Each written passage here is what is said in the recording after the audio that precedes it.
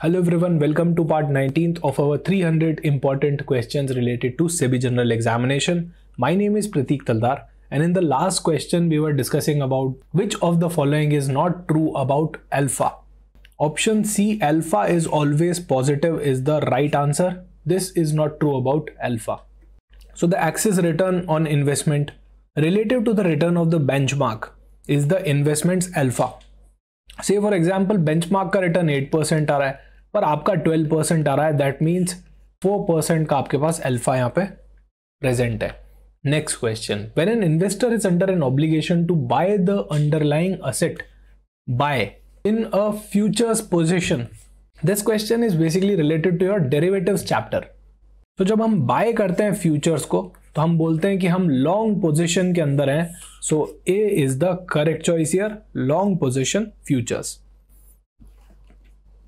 जब हम बाय करते हैं तो बोलते हैं लॉन्ग है, सेल करते हैं तो बोलते हैं शॉर्ट पोजीशन है. Next question, mister A has purchased an index option with a strike price of 1500. तो 1500 की स्ट्राइक प्राइस का हमने ऑप्शन बाय किया है. What will be the net gain or loss if the price of the index at the maturity is 1550 and the premium paid is 20 रुपी. तो यहां पे हमने एक इंडेक्स ऑप्शन बाय किया है, कॉल ऑप्शन. 1500 का हमारा स्ट्राइक प्राइस है और एक्चुअल में 1550 पे मार्केट प्राइस चला गया. और जब भी हम कॉल ऑप्शन लेते हैं तो क्या एक्सपेक्टेशन रखते हैं कि मार्केट प्राइस बढ़े, एकदम जोर से बढ़ना चालू हो जाए. यहां पे आपका 1500 का स्ट्राइक प्राइस था, 1550 पे वो आ गया, मतलब 50 रुपए का आपको सीधा गेन हो गया, पर 20 रुपए का खर्चा भी लगा था, राइट, प्रीमियम का. सो इन दैट केस 30 रुपी आपका नेट गेन हुआ था. C is the correct choice here. As per which accounting concept the journal entry are recorded from the business view point and not from the owner view point. Business अलग है, owner अलग है. ये concept और कोई नहीं बल्कि separate legal entity concept है, जिसको हम बिजनेस एंटिटी कॉन्सेप्ट भी बोलते हैं. D is the correct choice. Exam के अंदर separate legal entity, business entity concept दोनों ही नाम से आपके क्वेश्चन आ सकता है. Next question, which among the following is not included for calculating the cost of the inventory as per Ind AS 2.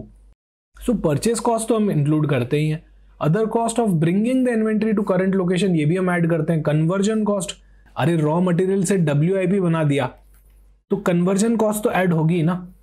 Fixed overhead incurred in the factory ये भी हम इंक्लूड करते हैं, बट एडमिनिस्ट्रेशन के जो खर्चे होते हैं वो हम AS 2 या इंड AS 2 के हिसाब से इंक्लूड नहीं करते हैं, इसीलिए E is the correct option here.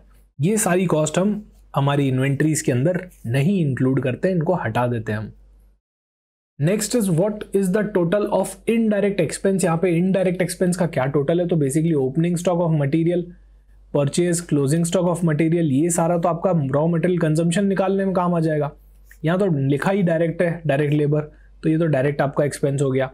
Supervisor salary ये आपका इनडायरेक्ट एक्सपेंस है, और आपका फिक्स्ड ओवरहेड ये आपका इनडायरेक्ट एक्सपेंस है. सारे ओवरहेड्स जो होते हैं वो इनडायरेक्ट एक्सपेंस ही तो होते हैं, डायरेक्ट एक्सपेंस वापस हटा देते हैं.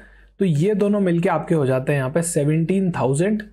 सो C is the right option. ये इनडायरेक्ट एक्सपेंसेस हैं जिनको हम ओवरहेड्स भी बोलते हैं. Next, auditor employed in the organization have been paid 70,000. This expense will belong to which among the following category. तो ऑडिटर का काम क्या है पहले वो समझो. ऑडिटर का काम है ऑडिट करना ऑर्गेनाइजेशन की. अभी ऑडिट, अकाउंटिंग, ये सारे एडमिनिस्ट्रेटिव, ऑफिस एडमिनिस्ट्रेटिव रोल्स के अंदर आ जाता है, क्योंकि इससे देखो कोई डायरेक्ट खर्चा तो है नहीं, आपके प्रोडक्ट में तो जा नहीं रहा. सेलिंग, इससे कोई सेलिंग थोड़ी हो रही है. मैन्युफैक्चरिंग, कुछ भी मैन्युफैक्चर नहीं कर रहे, तो बचा क्या आपका office and administrative overheads. D is the correct choice here. Next question, what shall be the composition of an audit committee. तो हम सेक्शन 177 के हिसाब से ऑडिट कमिटी बनाते हैं. उसके अंदर मिनिमम हमको 3 डायरेक्टर्स चाहिए होते हैं, और उनके अंदर इंडिपेंडेंट डायरेक्टर जो होते हैं उनका मेजॉरिटी होना चाहिए. यहाँ पे डी आपका बिल्कुल करेक्ट चॉइस है. मिनिमम 3 तो डायरेक्टर चाहिए, उसके अंदर भी इंडिपेंडेंट डायरेक्टर्स का मेजॉरिटी होना चाहिए. सेक्शन नंबर याद रखना 177, बहुत ही इंपॉर्टेंट कॉन्सेप्ट है ऑडिट कमिटी का. Next, Herzberg 2 factor theory is also known as. तो ये आपका मैनेजमेंट का क्वेश्चन है. Motivation hygiene theory, D is the correct choice here. Next, positive reinforcement and punishment strategies are employed by which theory. ये वापस आपका management से question है। पॉजिटिव रीइंफोर्समेंट और जो पनिशमेंट का स्ट्रैटेजीज है ये सारी कौन सी थ्योरी अप्लाई करने के लिए बोलती है? So the theory name is reinforcement theory only. It's a process of shaping behavior by controlling the consequences of the behavior. It's a kind of combination of rewards or punishment and is used to reinforce the desired behavior. Next and the last question, और इसका answer आप मुझे comment section में बताएंगे। What triggers the automatic mechanism towards full employment according to the classical theory? This is related to your economics subject. Please let me know in the comment section. Thank you so much for watching this video. मिलते हैं किसी और video में। Join a exam B and prepare 50% faster.